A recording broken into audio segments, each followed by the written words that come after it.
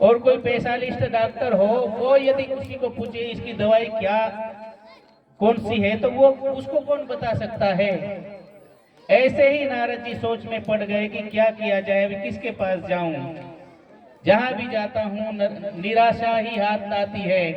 तो नारद जी स्वयं सोचने लग गए, चलो अभी मैं ही तपस्या करके उस संत महापुरुषों को खोजता हूं कौन है। तो ऐसे ही तपस्या करने यहाँ हिमालय आए। उसी समय ये सभी बातें नारद जी,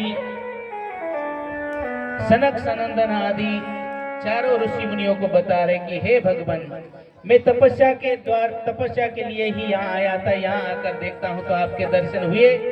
मेरी तपस्या का ही, ये सब घूमने का ही, ये सत्कर्म का, समाज सेवा का फल है कि आपके दर्शन मुझे हो गए। अभी आप ही मुझे बताओ कि इनकी दवाई क्या है, ये ज्ञान वैराग्य कैसे जागृत होंगे, इनकी मूर्छा कैसे भंग होगी, इनके लिए क्या करना पड़ेगा मुझे। वो जो आकाशवाणी ने जो सत्कर्म बताया है, वो सत्कर्म क्या है,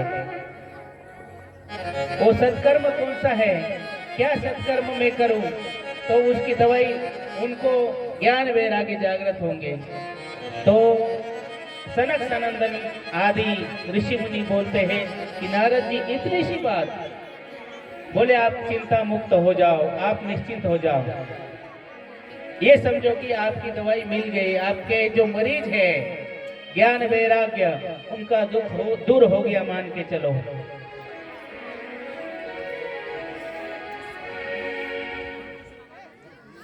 तो नारद जी को बड़ा आश्चर्य हुआ, मैंने इतनी दवाई की, पूरे वेद वेदांत सभी बोल दिए, तब भी ज्ञान वैराग्य का दुख दूर नहीं हुआ।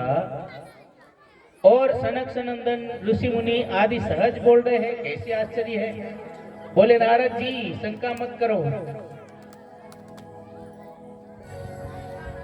उसकी एक ही दवाई है,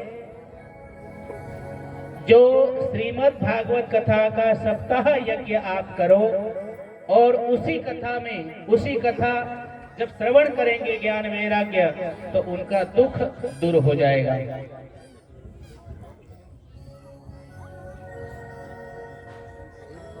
नारद जी सोच में पड़े कि मैंने तो सब सुना दिया, फिर भी तो उनका दुख दूर हुआ नहीं, और इतना आसानी से बोल रहे हैं। तो नारद जी, जैसे एक आम का पेड़ होता है और उसका फल में जो रस आता है, उसका फल में जो स्वाद आता है, वो पेड़ में कभी आ सकता है। शक्कर चीनी गन्ने की ही बनती है,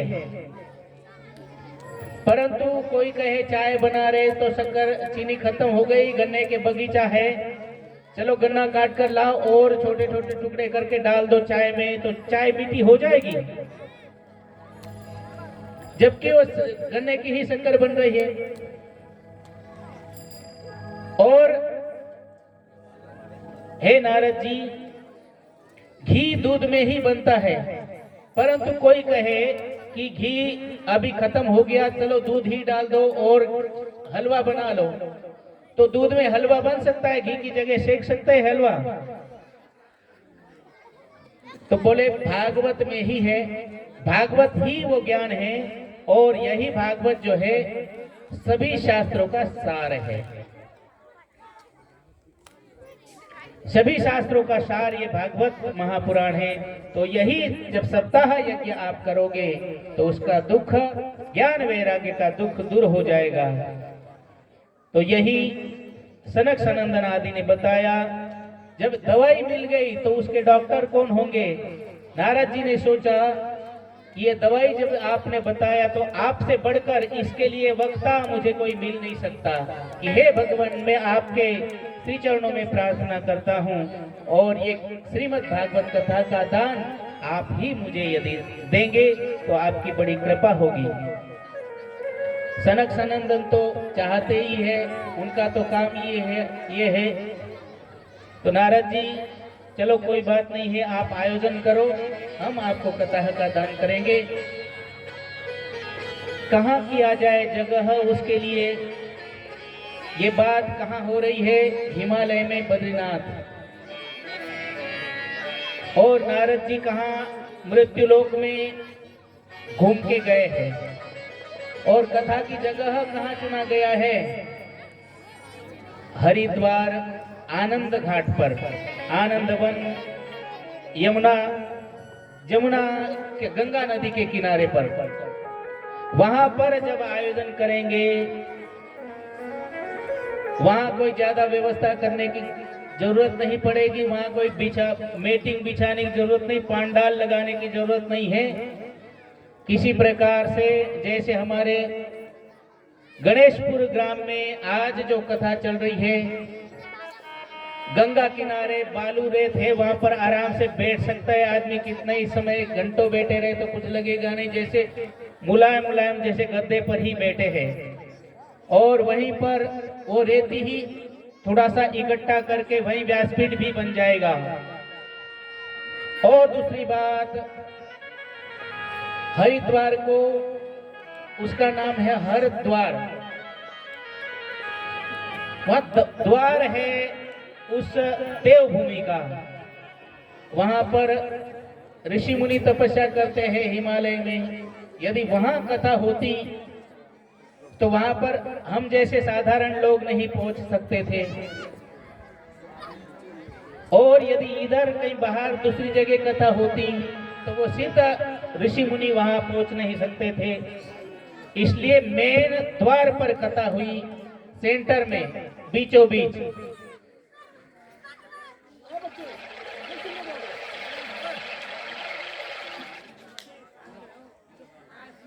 तो सनक सनंदन आदि बोल रहे हैं, वहीं पर हरिद्वार में आनंद नामक घाट पर वहां कथा का आयोजन करें। वहां भव्य दिव्य कथा का आयोजन हुआ है। जैसे ही नारद जी ने बोला, जैसे हमारे काशीराम भाई यहाँ सब लोगों को बोले कि यहाँ कथा का आयोजन होना है, हमारे परीक्षित के लिए हमारे श्री महाराज जी, सुग्रीवदास महाराज जी और भी सभी उनके सहयोगी जैसे मिल गए, ऐसे नारद जी को भृंगु ऋषि मिले हैं। भृंगु ऋषि को नारद जी ने संदेश दे दिया, मैसेज दे दिया कि आप जाओ, सभी ऋषि मुनि सबदूर में से दे दो, सबदूर पत्रिका दे दो कि सनक सनंदन आदि कथा का सप्ताह यज्ञ होने जा रहा है आनंद नामक घाट पर हरिद्वार में। जो भी कथा के रसिक होंगे, कथा के प्रेमी होंगे, वो सभी ऋषि मुनि वहां पर आ जाएंगे। और भी भाविक भक्त वहां पर जिनको आना है आ जाएंगे। वहां कौन कौन लोग आए? वहां सभी ऋषि मुनि जैसे भृंगु ऋषि, वशिष्ठ, चौवन, गौतम, मेधातिथि, देवल, देवराट, पराशर, विश्वामित्र आदि, जाजली, मार्कंडेय, पिपलाद, योगेश्वर, व्यास भगवान जो भगवान सुखदेव जी के पिताजी है, आदि जो प्रधान बड़े बड़े ऋषि मुनि थे, वो अकेले नहीं आए, अपने अपने परिवार के साथ, बच्चों के साथ, शिष्य मंडली के साथ हजारों ऋषि मुनि वहां पर आ गए जहां कथा होनी है। व्यासपीठ बनाया गया है। व्यासपीठ पर चारों भैया, चारों कुमार शोभायमान हैं। कथा प्रारंभ हुई है। नारद जी मुख्य श्रोता है। कथा प्रारंभ हुई है। सनक सनंदन आदि कथा शुरू किए हैं। सदा सेव्य श्रीमद्भागवती कथा यच्च श्रवण मात्रेण हरिश्चित्तं समाश्रये। बोले इस भागवत कथा का बार बार श्रवण करना चाहिए। और ये कथा सबके लिए सुलभ नहीं होती है, बहुत दुर्लभ कथा है। भाग्योदयेन बहुजन्म समर्जितेन। कैसे लोगों को ये कथा मिलती है, कैसे लोग इस कथा को श्रवण करते हैं। कितने हमारे जन्म जन्म के पुण्य जब एकत्रित होते हैं एक साथ जब पुण्य होते हैं तब ये कथा श्रवण का सौभाग्य हमको मिलता है। नहीं तो मेरे प्यारे बंधुओं, यहाँ कितने लोग संख्या है, गांव में कितने लोग हैं, परंतु सबको रुचि है क्या कथा श्रवण की? इतने दिनों से यहाँ कथा चल रही, सब लोगों ने कथा सुना होगा क्या? तो वो सौभाग्य नहीं है मेरे प्यारे बंधुओं। प्रारब्ध, उसके लिए पुण्य चाहिए, संस्कार चाहिए, हमारे जन्म जन्म के पूर्वजों का पुण्य चाहिए, हमारा पुण्य चाहिए। जो हमारे पूर्वज, हम लोग जो रोज कम से कम भगवान को अगरबत्ती लगाते हैं, पूजा पाठ करते हैं, थोड़ा बहुत जब ध्यान करते हैं, कहीं मंदिर में जाकर प्रणाम करते हैं आदि, कहीं रास्ते में घूमते फिरते कहीं मंदिर दिख गया, कहीं भगवान की मूर्ति दिख गई, तो सहज हमारा सर झुक जाता है। वो जो हमारा सब पुण्य एकत्रित होता है, पुण्य एक साथ होता है, संगठित होता है, वही पुण्य का हमारा ये प्रतिफल है जो हमको भागवत कथा का श्रवण करने को मिल रहा है। भाग्योदयेन बहुजन्म समर्थितेन सत्संगमं च लभते पुरुषो यदा वै अज्ञान हेतु कृत मोह मदान्धकार न संविदाय हि तदोदयते विवेक।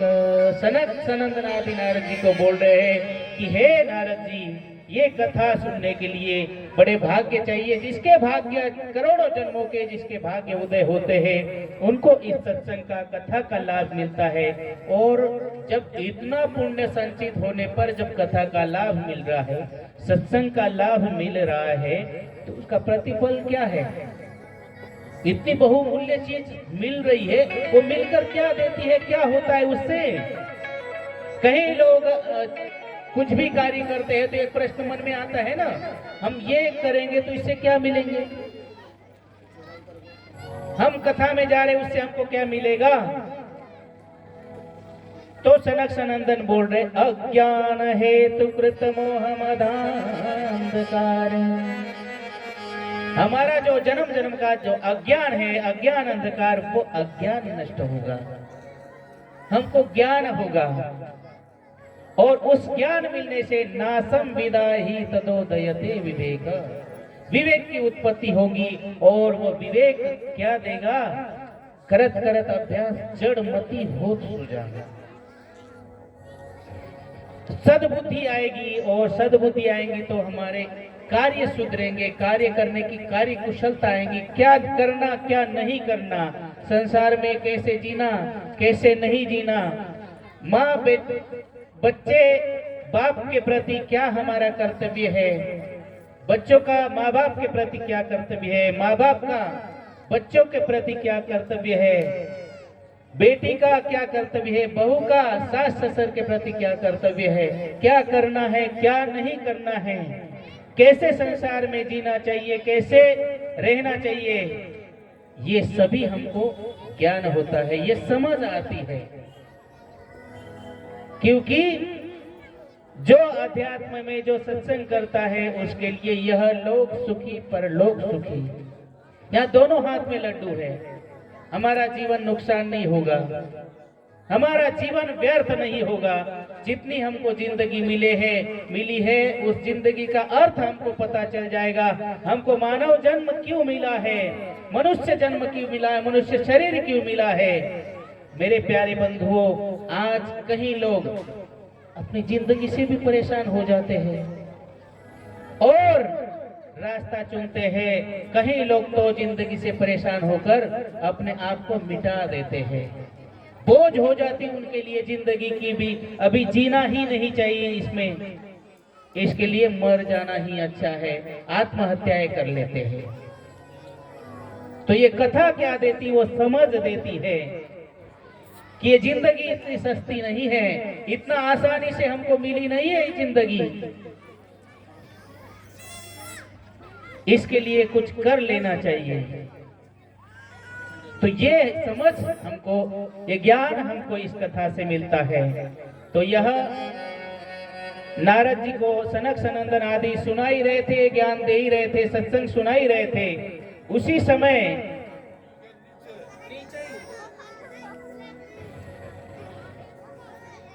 कथा प्रारंभ ही हुई। प्रारंभ में जब सुनाई रहे थे, ज्ञान दे रहे थे, कीर्तन का महात्म्य बता रहे थे, सनक सनंदन आदि। ठीक है, कोई बात नहीं, कोई बात नहीं, बैठो बैठो, वहीं से कर लो दादा, प्रणाम वहीं से कर लो, चलो कोई बात नहीं है।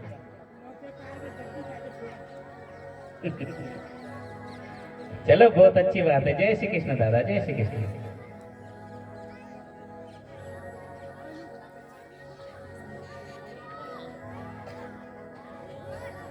सनक सनंदन आदि कीर्तन का महात्म्य बता रहे थे, कथा का महात्म्य बता रहे थे। यत् फलम नास्ति तपसा न योगेन समाधिना अनायासेन तत्सर्व सप्ताह श्रवणे लभे। श्रवण का महत्व, कथा का महत्व और नाम संकीर्तन का महत्व दे रहे थे।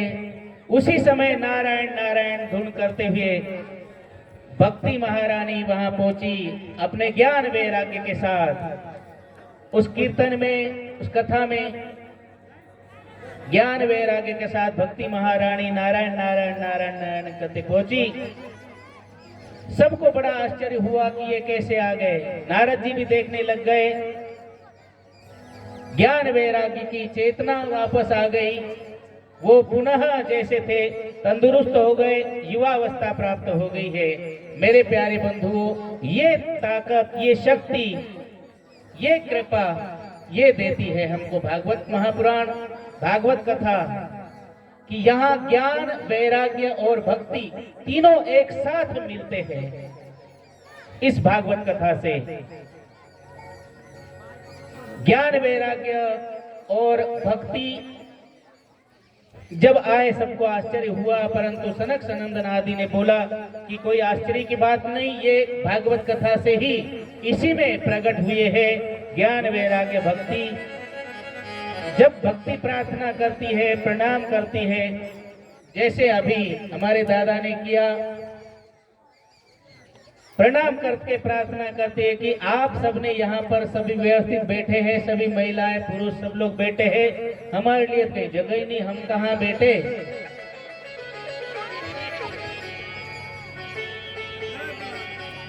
तो सनक सनंदन आदि बोल रहे हैं भक्ति महारानी को, हे महारानी, आप तो भगवान की अति प्रिय हो ना। जहां आप विराजमान हो जाएंगे उसके हृदय में तो भगवान आना ही आना है। तो इसके लिए आप जो है सबके हृदय में विराजमान हो जाओ। और मेरे प्यारे बंधुओं, माताएं जो है ना, साफ सफाई करना बहुत अच्छी तरह से जानती है।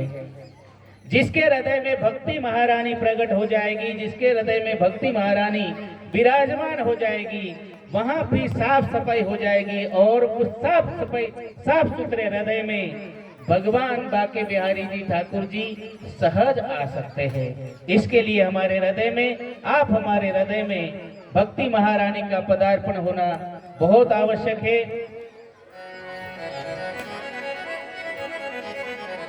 नारद जी प्रार्थना करते हैं, सनक सनंदन आदि बोलते हैं कि हे महारानी, भक्ति सुतो तो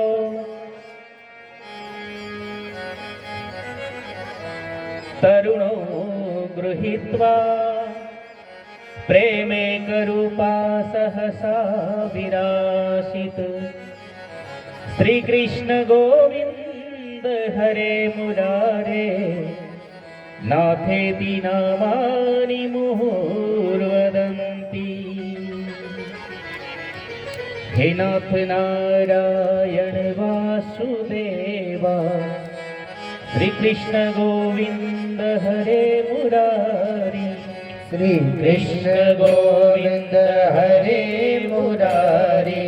हे नाथ नारायण वासुदेवा, श्री कृष्ण गोविंद हरे मुरारी। हे नाथ नारायण वासुदेवा, श्री कृष्ण गोविंद हरे मुरारी। महारानी तंदुरुस्त हो गई, ज्ञान वैराग्य तंदुरुस्त हो गई, ज्ञान वैराग्य की चेतना वापस आ गई। और ये सबके देखते देखते सभी लोग ये देख रहे हैं, सभी के देखते देखते सभी आश्चर्य करती है कि भक्ति ज्ञान वैराग्य का दुख दूर हो गया। नारद जी भी सोचने पड़ गए। नारद जी प्रश्न करते कि भगवान, ये ज्ञान वैराग्य भक्ति है तो जागृत हो गई है तो हम देख रहे हैं, परंतु मेरा एक प्रश्न है, इसके बाद भी ऐसा कोई कार्य, ऐसा कोई पाप, और कौन सा पाप इससे दूर होता है भागवत कथा श्रवण करने से, ये भी हमको बताइए। ये तो हमारे सबके देखने की बात है। तो ज्ञान सनक सनंदन आदि बोलते हैं नारद जी को कि हे नारद जी, ये भागवत श्रवण का फल है, कितने ही बड़े से बड़ा पापी का भी यहाँ उद्धार हो जाता है। इसके लिए एक इतिहास सुनाते हैं।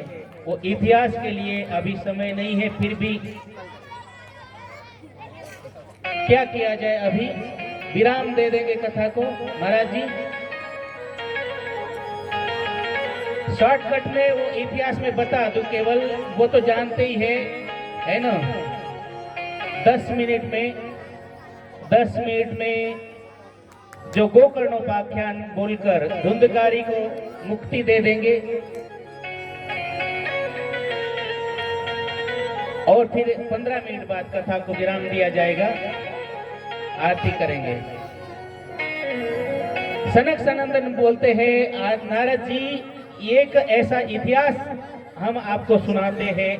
इस भागवत कथा श्रवण का प्रतिफल, बड़े से बड़ा यदि कोई पापी हो वो तो तरता ही तरता है, उसके दुख दूर होते ही होते हैं, वो तो उसके पुण्य है ही, परंतु ये शरीर रहने के बाद, मरने के बाद भी उसकी मुक्ति होती है।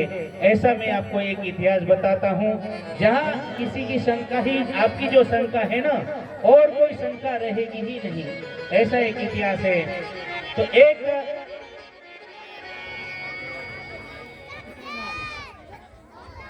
तुंगभद्रा नदी थी, उसके किनारे एक गांव था। उस गांव में एक ब्राह्मण रहता था, आत्मदेव नाम का। बड़ा दुखी था, उसके यहाँ संतान नहीं थी और उसकी पत्नी बड़ी कर्कशा थी। इसके कारण भी वो दुखी था कि क्या किया जाए, क्या नहीं किया जाए। परंतु मेरे प्यारे बंधुओं, हर कोई चाहता है कि हमारी वंश परंपरा चले, उसके लिए हर कोई, हमारा पुत्र वंश चलाने वाला कौन है, यही दुख आत्मदेव को था। इस दुख के कारण आत्मदेव ने एक दिन सोचा, चलो जंगल में जाएंगे और कहीं आत्महत्या करने के माध्यम से विचार बनाकर गए कि अभी ऐसे जीने से क्या फायदा है। सभी लोग धिक्कारते हैं, घृणा करते हैं, अपने तरफ कोई देखना नहीं चाहते हैं। तो जाकर जंगल में पश्चाताप करने लग गए। जब अपने बारे में सोचते सोचते रोने लग गए, जब रुदन का आवाज वहां से एक संत महात्मा गुजर रहे थे, उनके कानों तक पहुंची, तो महाराज जी सोचे चलो जाकर देखते हैं कौन है। जाकर देखते हैं तो आत्मदेव पंडित रो रहे हैं कि मेरा जीवन क्या काम का, मेरे बच्चे नहीं हैं, बांध जीवन क्या काम का है। तो महाराज को देखकर बड़ा आश्चर्य हुआ। मैं सोचा तो क्या था, जंगल में कोई ऋषि मुनि होगा, भगवान की याद में रो रहा होगा, परंतु यहाँ देखता हूँ तो यहाँ तो बड़ा उल्टा ही है। यहाँ तो संसार के लिए रुदन चल रहा है। फिर भी संत का स्वभाव होता है दया व संत महात्मा जाकर देखते हैं, आत्मदेव को पूछते हैं कि किसका दुख है, आप दुखी क्यों हो। आत्मदेव पंडित सुनाते हैं, आप सब जानते ही हो मेरे प्यारे बंधुओं, महात्मा के हाथ से महात्मा दया के कारण एक फल देते हैं। फल लाकर धुंधली को देते हैं आत्मदेव पंडित।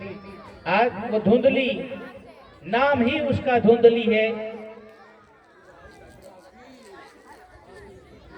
ये धुंधली किसको बोलते हैं पता है? अभी जैसे शाम का समय हो रहा है, थोड़ा थोड़ा जैसे कोहरा छा जाता है, कोहरे में कुछ दिखता नहीं सामने वाला आदमी, पर दिन भी है रात भी नहीं है, ना पूरा दिन है ना पूरे अंधेरा है ना पूरा उजाला है। ऐसे ही जो भ्रमित हो जाता है वो भ्रम का ही नाम धुंधली है। जो धुंधली स्पष्ट समझ नहीं पाती है, वो तर्क वितर्क करके वो फल नहीं खाती है। कोई सहेली से पूछती है, वो भी बताती है, आखिर कहीं प्रयास करने पर उनकी बहन मिलती। वो बहन तो आप जानते ही हो, पूरा संसार आज के समय में सभी स्वार्थी है, स्वार्थ काज करे सब प्रीति। बहन ने कहा कि मैं भी गर्भवती हूँ, यदि आपको परीक्षण करना है तो ये फल अपनी गाय को खिला दीजिए, कम से कम पता तो चल जाएगा संत महापुरुष का आशीर्वाद कितनी शक्ति रहती है। और मेरे यहाँ बालक होने वाला है, मैं अपना बालक आपको गुपचुप दे दूंगी।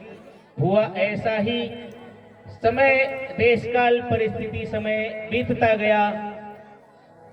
उसके वहां एक बालक ने जन्म लिया। उस बालक को धुंधली को देखकर उन्होंने उसका नाम रखा धुंधकारी। और जो फल गाय को खिलाया था, उस गाय ने भी बालक का जन्म दिया। गाय से जन्म होने के कारण उसके कान गाय जैसे थे, इस कारण उनका नाम पड़ा गोकर्ण। आत्मदेव पंडित दोनों को पढ़ाए लिखाए, परंतु धुंधकारी तो धुंधकारी ही बना, परंतु गोकर्ण जो है बड़ा पंडित हुआ। धुंधकारी से परेशान होकर, धुंधकारी तो आप जानते ही हो, परेशान होकर आत्मदेव और परेशान हो गया, अभी क्या किया जाए। एक समय वो था जब बालक कोई, मेरे पास बच्चे नहीं थे करके वो परेशानी थी, मैं बांझ क्यों हूँ। आज परेशान है, आज दुखी है कि मेरे यहाँ बालक क्यों हो गए, तो चिंता कर रहे क्या किया जाए। तो वो चिंता जब गोकर्ण जी देखते हैं कि पिताश्री चिंतित है, तो गोकर्ण जी जाते हैं, प्रणाम करते हैं कि पिताजी क्या चिंता है। तो आत्मदेव पंडित गोकर्ण को प्रार्थना करते कि बेटा आप तो सब जानते ही हो, संसार से आप विरक्त हो, मेरी परेशानी आपसे छुपी नहीं है बेटा। तो महाराज गोकर्ण जो है अपने पिताजी को आत्मदेव पंडित के 2 ही श्लोक में इतना गुह्य ज्ञान देते हैं कि हे पिताजी, इस संसार में किसी को भी सुख नहीं है। यदि सुखी होना है आपको, यदि आप अपना दुख दूर करना चाहते हैं, तो इस संसार में न च इंद्रस्य सुखम, इंद्र को भी यहाँ सुख नहीं है, किसी को सुखी नहीं है। सुखी होना है तो क्या करना पड़ेगा, न च इंद्रस्य सुखम किंचित न सुखम चक्रवर्ती न। फिर किसी को तो सुख होगा, सुखम अस्ति विरक्तस्य मुनिर एकांत जीवन। बोले पिताजी यहाँ सुखी यदि कोई होगा तो एकांत में भजन करना पड़ेगा, तो ही सुखी हो सकते हैं, नहीं तो यहाँ संसार में किसी को भी सुख नहीं मिल सकता। मेरे प्यारे बंधुओं, यहाँ राजा महाराजा चक्रवर्ती सम्राट हो गए, परंतु यदि भगवान की प्राप्ति के लिए सुख यदि मिला होगा, सुख यदि चाहा होगा, तो घर से बाहर निकल गई, राज्य से बाहर निकल कर ही उनको तपस्या के लिए बाहर ही जाना पड़ा। इसके लिए आत्मदेव पंडित भी गोकर्ण की बात मानकर जंगल में जाते हैं। बेटा वहां जाकर क्या करना है, धर्म भजस्व सततम त्यज लोक धर्म सेवस्व साधु पुरुषां जय काम तृष्णा। पिताजी आप स्वधर्म का पालन करना है और भागवत जी के हमेशा रोज आपको पारायण करना है। गोकर्ण की बात मानकर आत्मदेव पंडित जाकर अपने आत्मा का कल्याण कर लिए हैं। इधर धुंधली को पता चला यहाँ कोई नहीं है, धुंधली को भी धुंधकारी परेशान किया है। धुंधली भी जाकर कुएं में जाकर गिर गई है, सूखे कुएं में, और बच्चा अभी केवल अकेला धुंधकारी। गोकर्ण महाराज ने सोचा अभी यहाँ ऐसे कल में रहने से क्या फायदा है, चलो तीर्थाटन के लिए। धुंधकारी अकेला बच्चा, और अकेला बच्चा तो सुभी स्वच्छंद हो गया, किसी का भय नहीं रहा, किसी का डर नहीं रहा। 4-5 गणिकाओं से प्रेम करता था धुंधकारी, अभी वो गणिकाओं को घर लेके आ गया है। मेरे प्यारे बंधुओं, वो 5 गणिकाएं और कोई नहीं, हमारे आप सबके अंदर वो 5 गणिकाएं हैं। हम सभी लोग 5 गणिकाओं में फंसे हुए हैं। काम, क्रोध, लोभ, मोह, मद, आशा, तृष्णा, ये सब में हम फंसे हुए कि नहीं? यही गणिका है। यदि आध्यात्मिक ढंग से देखे जाए तो हम सभी लोग कहीं ना कहीं फंसे हुए हैं। तो मेरे प्यारे बंधुओं, हर एक व्यक्ति हम अपने आप पर उतारना चाहे तो धुंधकारी कोई नहीं, हम स्वयं ही धुंधकारी है। यदि गणिकाओं के चक्कर में फंसेंगे, उन आशा, तृष्णा, काम, क्रोध, लोभ, मोह, मत्सर के इसमें फंसेंगे, तो हमारी भी गति धुंधकारी जैसी ही होगी। इसके लिए हमको क्या करना है? उस गणिकाओं से दूर होना है। धुंधकारी जैसे उस गणिकाओं के चक्कर में फंस के गणिकाओं ने एक दिन धुंधकारी को मार डाला, जिंदे को ही जैसे तैसे दफना दिया। एक दिन गोकर्ण ने चाहा, गोकर्ण सोचा कि चलो जाकर देखते हैं। गोकर्ण अपने गांव आते हैं, गांव आकर अपने घर पर रात में आराम करते हैं, विश्राम करते हैं। तो रात में बड़ा आश्चर्य होता है, कभी भेड़े के रूप में, कभी भैंसे के रूप में, अलग अलग दिव्य ऐसे जीव जंतुओं के रूप में उनको दर्शन होते हैं गोकर्ण जी को। गोकर्ण जी चिंतित हो गए कि ये कौन है। एक कमंडल से जल लेकर अभिमंत्रित करके उस प्रेत आत्मा पर डालते हैं कि हे आत्मा, आप कौन हैं? आप यहाँ ऐसे क्यों विचरण कर रहे हैं? तो वो प्रेत आत्मा बोलती है कि हे भैया, मैं कोई और नहीं हूँ, मैं आपका भाई धुंधकारी हूँ। ऐसे ऐसे मेरे पर बीती है, इस प्रकार मेरी मृत्यु हुई, सब बातें बोलते हैं और मेरी मुक्ति के लिए आपको प्रयास करना है। तो गोकर्ण जी सोचते हैं कि इसकी मुक्ति कैसे की जाए। तो रात भर सोचते हैं, विचार करते हैं। सुबह हुई, सुबह कोई महापुरुष गांव में सबको बिठाकर पूछते हैं इसका उपाय क्या किया जाए। सबने कहा कि महाराज आप ही ज्ञानी हैं, आपसे बढ़कर और कौन जानेगा, आप ही जान सकते हो। तो महाराज गोकर्ण ने सूर्य भगवान को प्रार्थना की है। सूर्य भगवान को पूछते हैं कि इसका उपाय क्या है, कि धुंधकारी प्रेतात्मा की मुक्ति कैसे हो सकती है। तो भगवान सूर्य नारायण जी महाराज गोकर्ण को उपाय बताते कि हे गोकर्ण, इस भागवत सप्ताह का आप पारायण करो, और वो पारायण करने से उसी से धुंधकारी की मुक्ति हो सकती है। और भगवान सूर्य नारायण की बात सुनकर उनके वचन धारण करके गोकर्ण महाराज इस श्रीमद् भागवत कथा का पारायण करते हैं। और उसी समय धुंधकारी आता है वहां पर। धुंधकारी देखता है तो वहां तो कहीं जगह बैठने के लिए नहीं है, और प्रेतात्मा वायु स्वरूप होने के कारण वो कहीं स्थिर भी नहीं रह सकता है। तो इसके लिए वहां पर एक बांस था 7 गांठ का। वो बांस नीचे, उसमें वायु रहती है, गांठें रहती है, और उस वायु स्वरूप वो बांस में जाकर धुंधकारी बैठ गया है। जैसे जैसे एक एक दिन होती है, और एक एक दिन एक एक सत्र कथा का होता है, उसी प्रकार एक एक गांठ उस बांस की चटकते जाती है। इस प्रकार 7 दिन जैसे पूरे हुए, 7 गांठ उस बांस की फूट गई है, चटक गई है, और उसमें से एक दिव्य महापुरुष प्रकट हुआ है।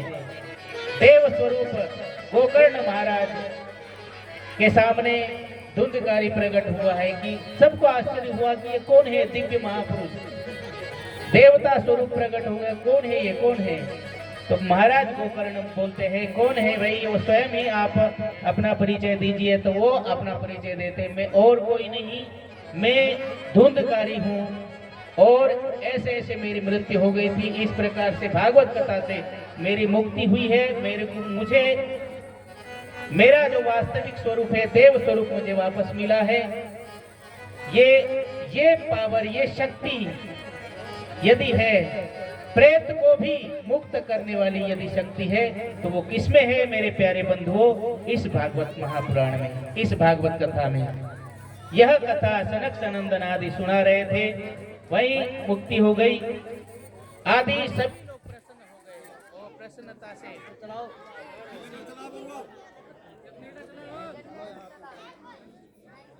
अभी तो जय सिया राम राजा राम राम राम सीता राम राम राम राजा राम राम राम सीता राम राम राम राम राम सीता राम राम राम राजा राम राम राम सीता राम राम राम राजा राम राम राम सीता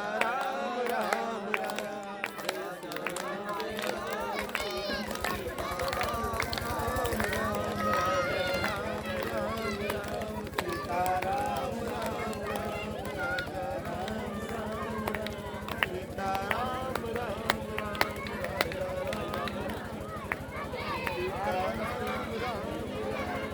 राजा राम राम राम सीता राम राम राम राजा राम राम राम सीता राम राम राम राजा राम राम राम सीता राम राम राम राजा राम राम राम सीता राम राम राम राजा राम राम राम गोकर्ण महाराज कथा सुना रहे हैं और धुंधकारी मुक्त होकर धुंधकारी के लिए देवलोक से विमान आए हैं। उस विमान में बैठकर धुंधकारी गए हैं देवलोक। गोकर्ण महाराज ने उस देव पार्षद को पूछे हैं, यहाँ कथा तो इतने सारे श्रोता सुन रहे हैं, एक ही विमान कैसे आया? तो एक श्रोता भेद के कारण उस पार्षदों ने बताया कि जिस प्रकार से धुंधकारी ने कथा सुनी है ऐसी कथा सबने नहीं सुनी है, इसके लिए एक ही विमान आया। तो मेरे प्यारे बंधुओं, गोकर्ण महाराज ने दूसरी कथा और की है और दूसरी कथा जब की है, सभी जितने भी श्रोता सुन रहे थे वो सभी श्रोता के लिए विमान आया अलग अलग। और सभी श्रोता जैसे भगवान श्री रामचंद्र के समय सतयुग में भगवान श्री रामचंद्र के साथ जैसे सभी अयोध्या वासी वैकुंठ गए थे, उसी प्रकार गोकर्ण के साथ सभी श्रोता जितने भी थे सभी वैकुंठ लोक को गए हैं। ये कथा सनक सनंदन आदि सुना रहे हैं नारद जी को, माँ बेटे सभी संत महापुरुषों को। ये सुनकर सभी प्रसन्न हुए और उस प्रसन्नता में सभी नारद जी बिना संभाल लिए अभी सभी देखकर कीर्तन करने लगे।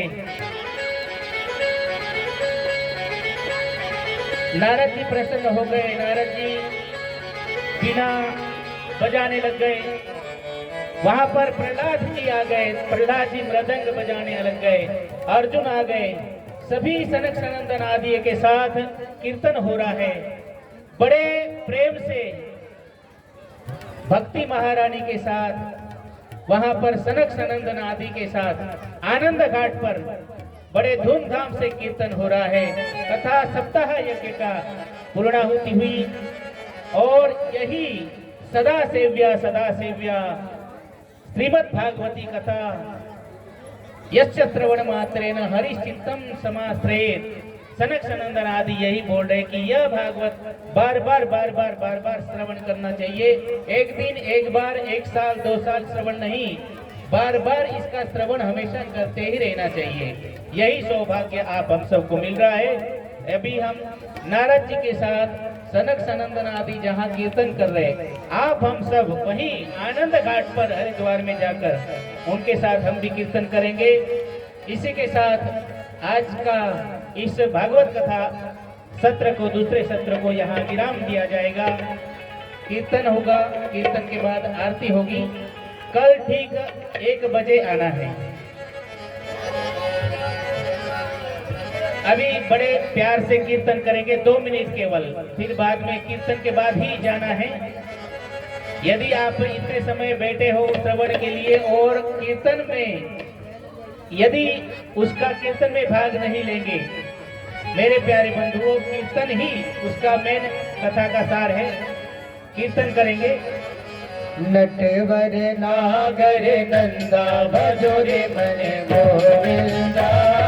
नटवर नागर नंदा भजो रे मन गोविंदा नटवर नागर नंदा बड़े प्यार से दोनों हाथों से ताली बजाएं। नटवर नागर नंदा भजो रे मन गोविंदा तू ही नटवर तू ही नागर तू ही नटवर तू ही नागर तू ही नटवर तू ही नागर तू ही नटवर तू ही नागर तू ही बाल मुकुंदा भजो रे मन गोविंदा तू ही बाल मुकुंदा भजो रे मन गोविंदा नटवर नागर नंदा भजो रे मन गोविंदा नटवर नागर नंदा भजो रे मन गोविंदा नटवर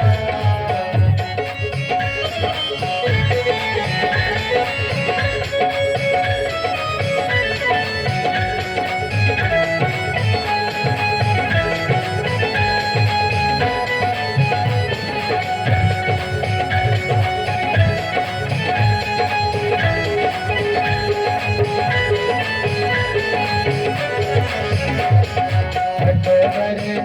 नंदा भजो रे मन गोविंदा नटवर नागर नंदा भजो रे मन गोविंदा सब देवन में कृष्ण बड़े हैं सब देवन में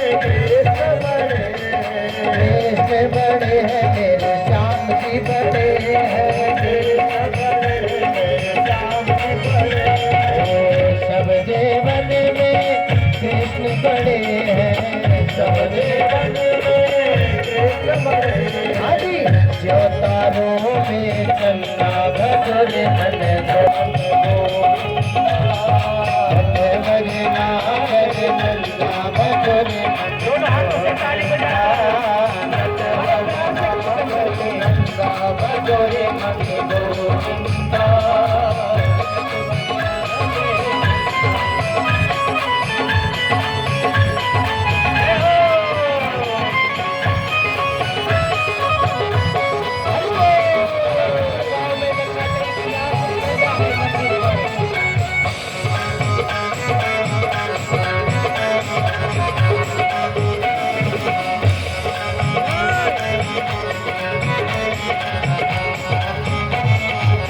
सब सखियन में राधा जी बड़ी है सब सखियन में राधा जी बड़ी है राधा जी बड़ी है मेरी श्यामा जी बड़ी है राधा जी बड़ी है मेरी श्यामा जी बड़ी है सब सखियन में राधा जी बड़ी है सब सखियन में राधा जी बड़ी है जो नदियों में गंगा भजो रे मन गोविंदा नदियों में गंगा भजो रे मन गोविंदा नटवर नागर नंदा भजो रे मन गोविंदा नटवर नागर राम भैया भजो रे मन गोविंदा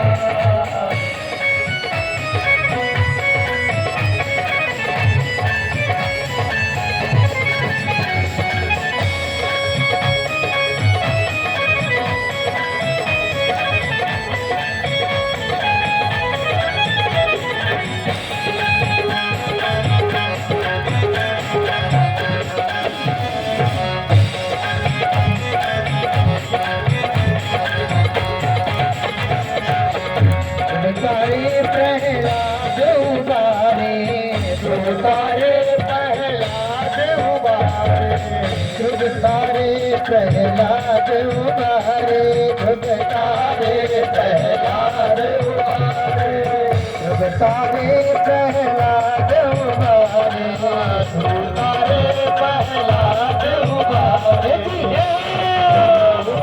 हंसा भजो रे मन गोविंदा नरेश रूप धरंता भजो रे मन गोविंदा श्याम सुंदर मुख चंदा भजो रे मन गोविंदा श्याम सुंदर मुख चंदा भजो रे मन गोविंदा नटवर नंदा भगुर नंद गोविंदा नटवर नागर नंदा भगुर नंद गोविंदा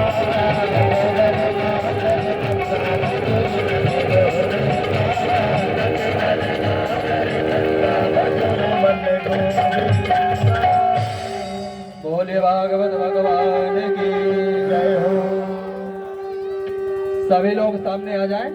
जो लोग पीछे हैं आप लोग भी सामने आ जाइए। सभी लोग खड़े हो जाएं। बड़े भाव से शांति पूर्वक आरती करेंगे। बिल्कुल शांति से। यहाँ इससे थोड़ा सा दूरी बना के रखें। हाँ, इन लोगों से थोड़ा पीछे रहिए। जगह बनाओ लेके आप पीछे नहीं। थोड़ा थोड़ा पीछे रहिए सब लोग। ऊपर कोई नहीं चढ़े। बड़े प्रेम से शांति से सब लोग अपनी अपनी जगह पर ही खड़े रहेंगे, कोई जरूरी नहीं है। आगे नहीं आना है किसी को। ये जो पीछे थे इनके लिए मैंने बोला कि आगे आ जाएंगे। आप लोगों को आगे नहीं आना है। सब लोग हाँ चलिए।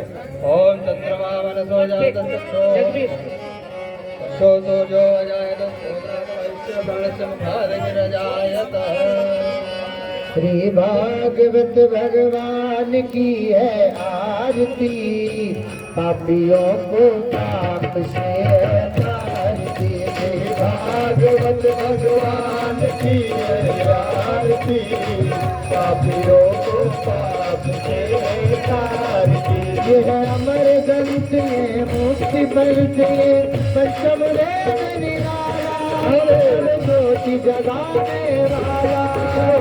अमर ग्रंथ मोक्ति पंथ पंचम वेद निराला, नव ज्योति जगाने वाला। हरि नाम हरि नाम हरि नाम हरि नाम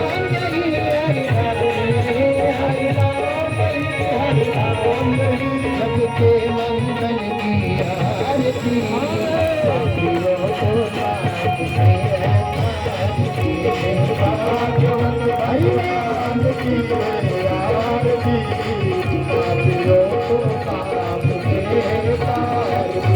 यह शांति गीत पावन पुनीत, पापों को मिटाने वाला, हरि नरक कराने वाला। शांति गीत पावन पुनीत, पापों को मिटाने वाला, हरि नरक कराने वाला। यह सुख करनी है सुख हरणी, सुख करनी सुख हरणी, सुख करनी सुख हरणी, सुख करनी सुख हरणी। मधुसूदन की आरती, पापियों को पाप से तारती। भागवत भगवान की आरती, पापियों को पाप से तारती। यह मधुर बोल भगवत बोल सब मधु बताने वाला, गरीब बनाने वाला। यह मधुर बोल सद पाठ खोल यजमान दिखाने वाला, यह बिगड़ी बनाने वाला। श्री राम यही घनश्याम यही, श्री राम यही घनश्याम यही, श्री राम यही घनश्याम यही, श्री राम यही घनश्याम यही। सबके महिमा की आरती, पापियों को पाप से तारती। भागवत भगवान की आरती, पापियों को पाप से तारती। कृष्ण भक्ति राधा की सखिया, चित सिखाने वाला, प्रीत सिखाने वाला। कृष्ण भक्ति राधा की सखिया, प्रीत सिखाने वाला, प्रीत सिखाने वाला। हनुमान यही कहलाते, हनुमान यही कहलाते, हनुमान यही कहलाते, हनुमान यही कहलाते। शुभ नारद की आरती, पापियों को पाप से तारती। भागवत भगवान की आरती, पापियों को पाप से तारती। कर्पूर राम करुणा बताम संसार नाम सदा प्यार वन्दे भवं भवामि प्रसन्ना त्वमेव माता पिता त्वमेव त्वमेव वन्दे त्वमेव वेदा त्वमेव त्वमेव शरणं देवदेव त्वमेव शरणं देवदेव त्वमेव शरणं देवदेव। ओम आराधिक्यं समर्पयामि जलेन शीतलीकरणम् ओम द्यौः शान्तिरन्तरिक्षगं शान्तिः पृथिवी शान्तिरापः शान्तिरोगदया शान्तिः वनस्पतयः शान्तिर्विश्वे देवाः शान्तिर्ब्रह्म शान्तिः सर्वगुं शान्तिः शान्तिरेव शान्तिः कामा शान्तिरेधि। ओम मंत्र पुष्पांजलि। हाथ जोड़ लीजिए सभी लोग, जो जहाँ पर हैं हाथ जोड़ ले, पुष्पांजलि करेंगे। और आप जो परीक्षित जी है पुष्प ले लीजिए, आप दोनों लोग, आप लोग हाथ में फूल लीजिए, हाथ जोड़िए। ओम जगलेन जगमय जंगदेवास्तानि धर्माणि प्रथमान्यासन्ना देहना कम महिमानः सचन्त यद्रभुरवेशाद्याः सन्ति देवाः। ओम एकदन्ताय विद्महे वक्रतुण्डाय धीमहि तन्नो दन्ति प्रचोदयात्। ओम कात्यायन्यै च विद्महे कन्याकुमार्यै च धीमहि तन्नो देवी प्रचोदयात्। ओम नारायणाय विद्महे वासुदेवाय धीमहि तन्नो विष्णुः प्रचोदयात्। ओम महालक्ष्म्यै च विद्महे विष्णुपत्न्यै च धीमहि तन्नो लक्ष्मीः प्रचोदयात्। ओम आञ्जनेयाय विद्महे पवनपुत्राय धीमहि तन्नो हनुमत् प्रचोदयात्। सेवन्ति कामकुलचम्पकपाटलाभ्यै पुन्नागजातिगणैर्नानपुष्पै बिल्वप्रवालतुलसीदलमञ्जरीभिः सम्भोजयामि जगदीश्वर मे प्रसीद। नानासुगन्धपुष्पाणि यथा कालोद्भवानि च पुष्पांजलिर्मया दत्तं गृहाण परमेश्वर मंद पुष्पांजलिं गंगाय परिवाराय सायुधाय सुदक्षिकाय सभानाय परिग्रहाय भगवते बोले भागवत।